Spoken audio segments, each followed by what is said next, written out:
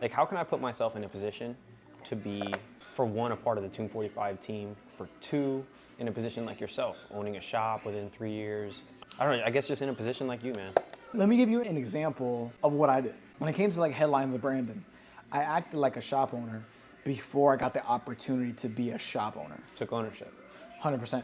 I was educating inside of the mentorship group before I got the opportunity to be an educator inside of the mentorship group. Does that make sense?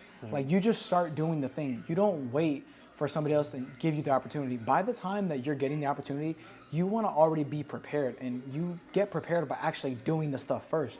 That's the backwards thinking that happens, that the people think, oh, I'm going to wait until I get the job to do the job. That's not how it works. You might get the job if you do the job. Yeah, exactly. You know what I mean? Because there's so many people that are just full of it and that are just talking and that are just wasting time. And it's a difference between somebody that talks a good game versus somebody that actually shows up. Just think about it from their perspective. From their perspective, they had a very, very slow shop, which was the Headlines Brandon shop, go into one of their busiest shops and grow, where they added, I think we added like maybe 9 barbers. We added 9 barbers with very zero problems, and yet you have a couple people that were at the forefront of it.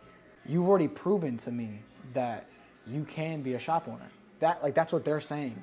That's what Basio and that's what Danny is saying. You've already proven to me that you can be a shop owner. That's why we say take ownership. Does that make sense? Got you. So you already just kind of assume the position, but you also have to know your place though. Some people go and they start trying to boss people around. It's like, bro, you got to know your place with respect. But it's essentially just about providing disgusting amounts of value. So like when I went to barber shows, I would buy water or I would buy pizza or I would bring stuff. Hey, do I need help with anything? Slowly by slowly, just always being there, always being available. And then when you're around it enough, now you're more reliable, you're more dependable, and people reach out to you and then they ask you for help. And then you can build up that positive relationship. This is an idea I actually have, so you can run with it. But if I wanted to be an educator for Josh OP, what I would do is I would start, first of all, posting my work, posting that I can cut and stuff like that. I'm tagging Josh OP, I'm reaching out to him, making sure that certain people know me. But also what I'm doing is I'm going ahead and I'm providing disgusting amounts of value. So this is what I would do if I wanted to be like an educator for Josh OP. I would create a video tutorial series of me breaking down a mannequin and showing a beginner barber student how you could take a full long hair mannequin and you could do all these different cuts and styles out of a mannequin. Josh OP does that. He'll start with long hair, cut it into a shorter and shape it, style it, and then he'll, if I'm not mistaken, use that same mannequin and cut it into a different, it's really cool actually. Oh yeah, so yeah, but I would just go and I would start creating those tutorials. Just start providing value because you know there's so many skill sets that you got to learn with that. You have to start creating those videos. You have to start practicing. You have to start assuming that position almost. That's really what you do, bro. And it's a big thing is just providing value and by really deserving the opportunity. And when you really deserve the opportunity, you get the opportunity. So I know you kill it in here and you're bringing in a lot more money than most people your age. How do you keep the mentality of managing your money and not balling out and buying a nice piece of jewelry or a super nice car that you've always wanted, or maybe you already have that, I don't know, but no. You know what I'm trying to say, right? I gotta be it. Yeah, I think one thing is just understanding your reference group. I think the people that you compare yourself to, you mean if the people that you hang around think that stuff is cool, you're gonna think that stuff is cool, right? The people that I hang around and the people that I want to be similar to, those people don't think those things are cool, and that's why I think that they say, if you hang out with 5 bums, you'll be the 6th bum, and there's so much truth in that. I think that's why there's so many sayings to it, is that the people that I compare myself to, my reference group, don't think those things are cool because a lot of those things end up costing you your opportunities to build wealth. In my group of friends, nobody would look at that and think, oh, that's cool. It's just not a priority for you. It's not a priority. Bro, everybody hanging around is married, has kids, and is focused on building wealth. So if I go and get into a $1,500 a month car payment, he's gonna be like, Basu's gonna look at me like, bro, are you dumb? Like Basu might actually slap me across the face. Yeah. If I posted a picture of a super nice car, Basu is gonna grill me so aggressively, bro. Like We're gonna go return it to the dealership. I'm done. I'm not doing that. You know, it's the people that you hang around. I think that's a big thing, and I think that I understand the truth of those things, and like, first of all, I don't care about those things at all. I have no desire for those things. If you have a genuine desire, for those things, and you know, maybe that's justified in some way. I don't have a genuine desire for those things at all, and I understand like a lot of those things are just bad financial decisions.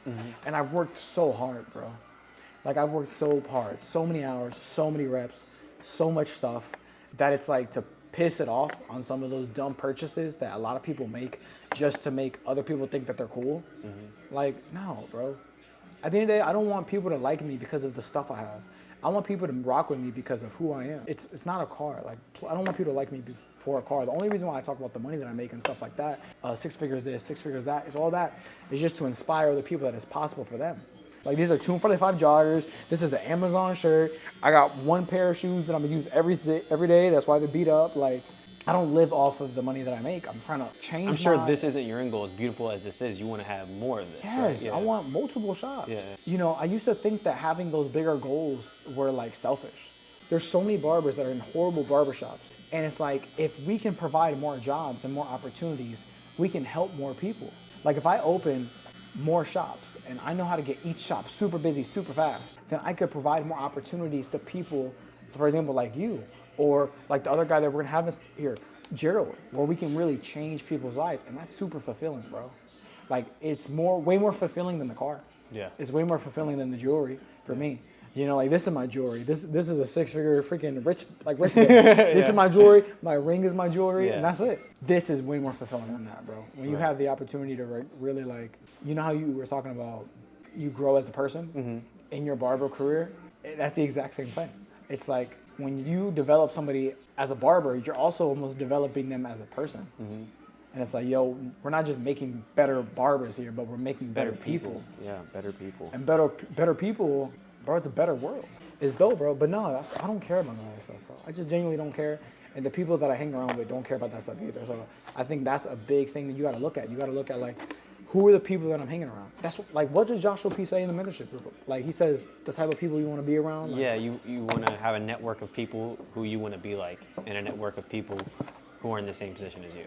Or a network of people who are in a position you want to be in, and a network of people who are in a position you're already in. Yeah, 100%. Do you ever want to open a shop? I do. I want to do exactly what you did, bro. Yeah. What area would you want to open up a shop in? Tampa. I'm not like restricted to that. Did you have to move to open this location? I mean, technically. Yeah. Like, did you move your home? No. Every time that we open up a barbershop, if it's a new location, we try to open it next to an existing location. Within 5 miles. Within 5 miles, because majority of the time, you can transfer clients, you can transfer barbers. But the main thing is that it's close to another location. So for example, as this location grows, I would open another location near this location. And then what you do is how we do it is we have our founding fathers. So we have barbers that are willing to sacrifice a little bit and move to a new location to build that location up. And rebuild their clientele and rebuild the location up. That's what you did here. Up. I mean, this is your barbershop, but that's what you did. Yeah. But like all the other guys, they would be considered founding fathers. These gentlemen here? Yep. They're all considered founding fathers. Did they follow you from Headlights Branded? They all worked in the last shop. That's awesome. Every guy that you see here worked in the last shop, which is crazy because it's like these homes, like some of these people are grown men. Like Sean got a kid. I have a 1.5-year-old and my second on the way. Actually. Oh, you got a kid? I got 2. Yeah. Oh, you got a baby! Yeah. We're the same age. I'm 24. Yeah. Oh, you got 2 kids? Yes. When you have kids, bro, you grind different, bro. You know what I mean? Really? I mean, grind like you. You know what I mean? You grind like that without even having kids. It's crazy, bro. It's crazy. You grind harder than me, even. I need to get some kids. Dude, no. By the time you have kids, they're going to be so straight, bro, the way you do things. Your kids are going to be so good, bro. It's incredible. You inspire me, bro. Seriously, I'm younger. I'm not older than you, but I look up to you, bro. You're killing it out here. Thank you. Yeah. I was just having a conversation today with Boss in the mentorship. We have like a mentorship coach chat, and we were talking about having kids. Me having a kid, and just I'm thinking about like the time and stuff like that.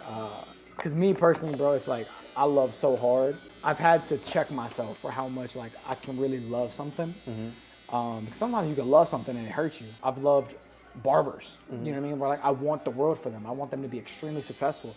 and like they don't want that for themselves. And you can't force the horse to drink the water. So there's been times where I gotta put my own self in check and like almost not disrespect somebody else's ambition, because how we said, success looks different for everybody. Not everybody wants to be the barber so that makes $200,000 a year. Some people want to make $100,000 a year and work 4 days so they can spend more time at home. And there's nothing wrong with that. And that's something that I had to learn, is that there's nothing wrong with somebody else having a different idea of what success looks like.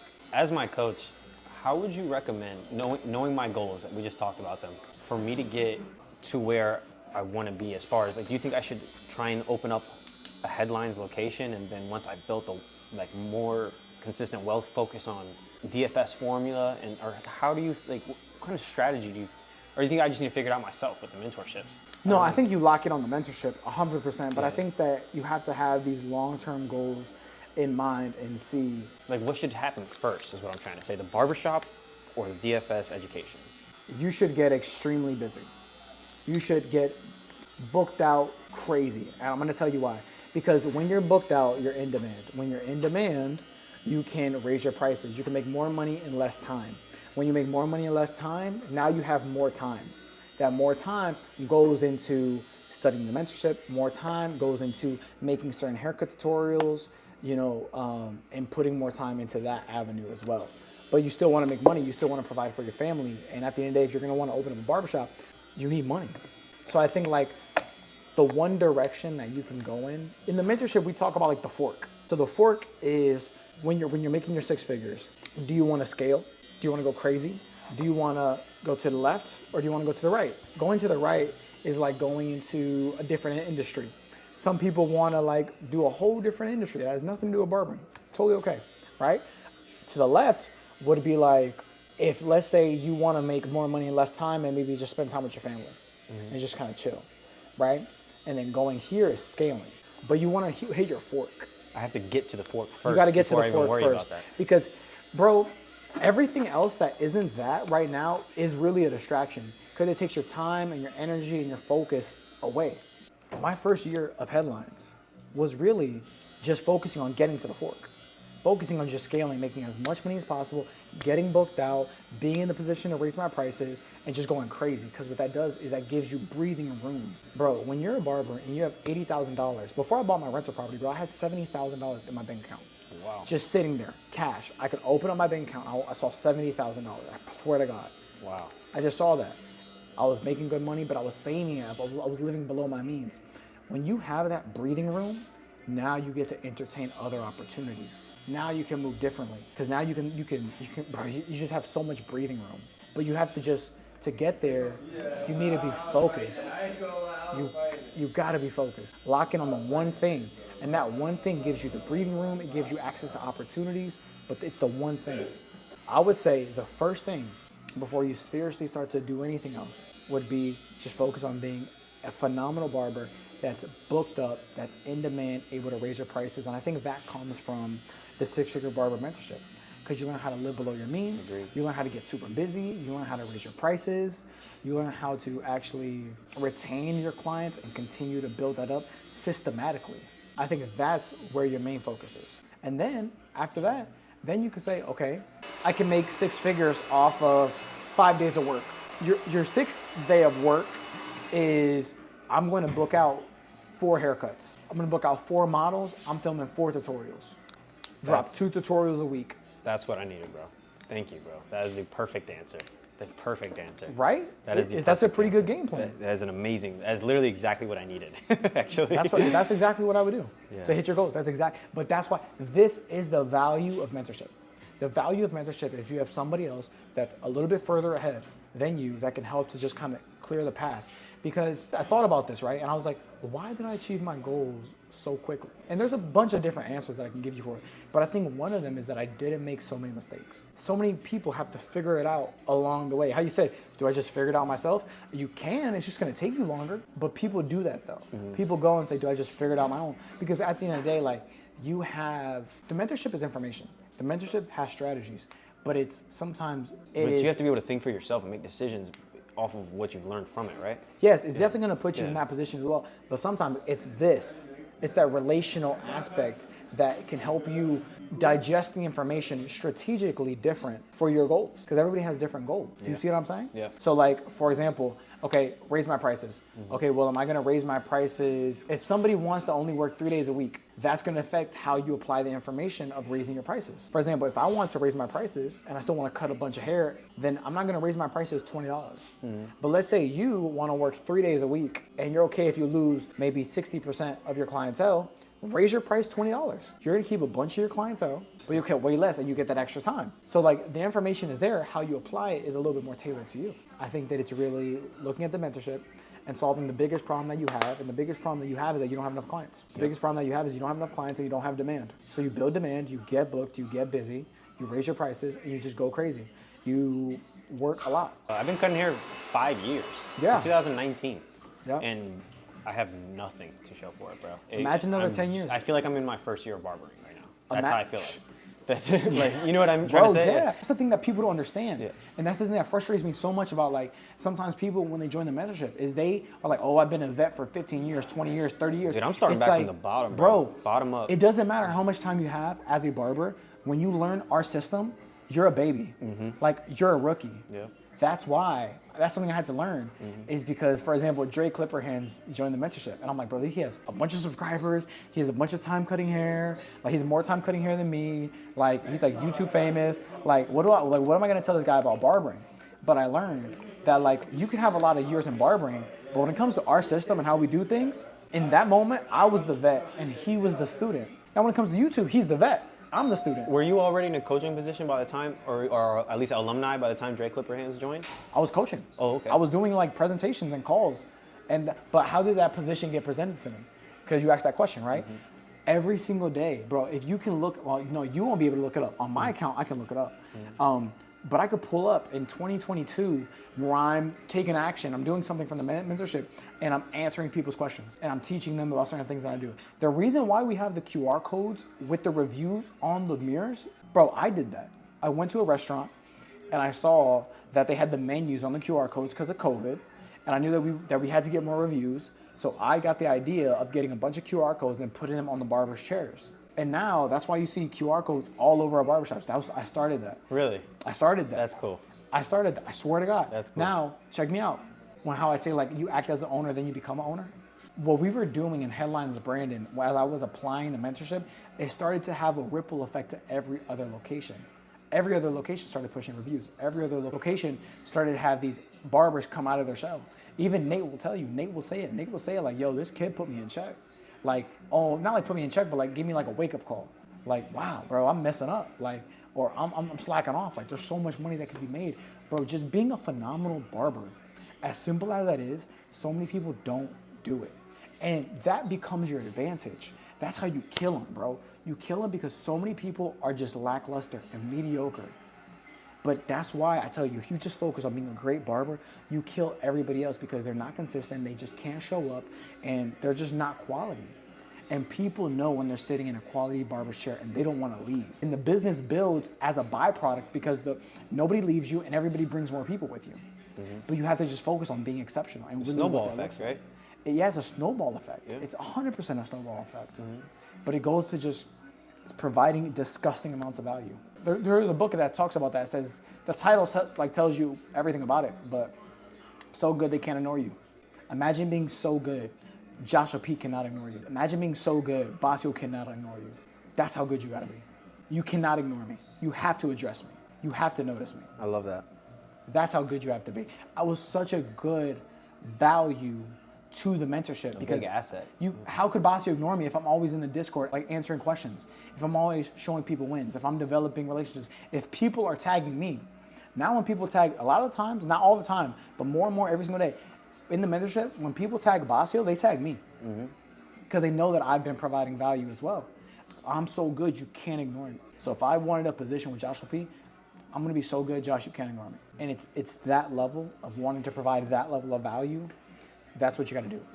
And so many people are not willing to do that. I feel like my mindset's in the right place now because of the mentorships. You know what I mean? Like I feel like I have the right mindset. I feel like it's just a matter of like, you know what I value so much, man, is the calls weekly, the Monday and the Wednesday Dude, I value those calls so much, and I'm not like I'm in all of them, but I'm not like always like talking and stuff like that. Yeah, with the camera on, but I'm in all of them, and I value them so much because my thing is sometimes I feel like throughout the week my ambition maybe starts to like slowly go down. You know what I mean? And then the calls come and it just recharges me, and it's just over and over again every week. It just recharges me, and when I start to feel down again, boom, the Monday call comes, and then you have the Wednesday, and you have the Thursday, and you have the wins in the chat, and it helps you to be more consistent, right? Yep. Do you not feel that way? Yeah, 100%, 100%, man. Perfect time to get on the meeting. Yep. Great conversation.